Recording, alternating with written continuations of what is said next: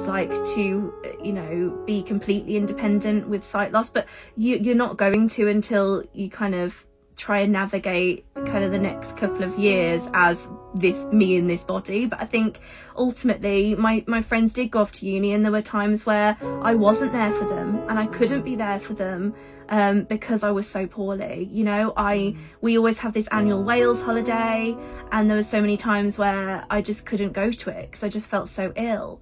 Was that with depression?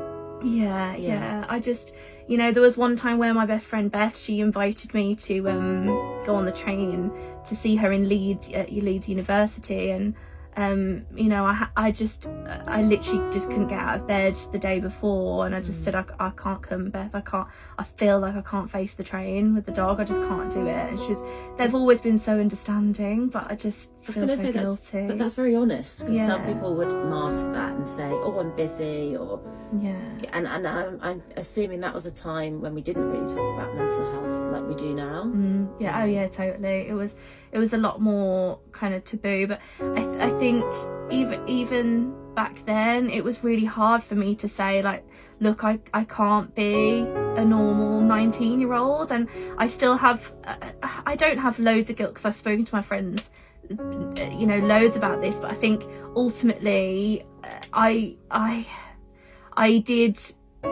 think back then I wanted to be something that I wasn't. I wanted to go out to nightclubs while they were, and I felt guilty telling them that yes, I was at home with a tub of ice cream because they were having fun, and I didn't want to stop them living their life or tell them too much about my own sight loss or my own mental health in any great detail, because I knew that they needed to have that experience. And I don't want to sound like a saint or whatever, like they were, you know, but they need to live their life, and I think, you know, maybe I should have been more open and with them back then in how I felt. But I think, I think I just didn't experience the same thing as them. That's the thing, you know. But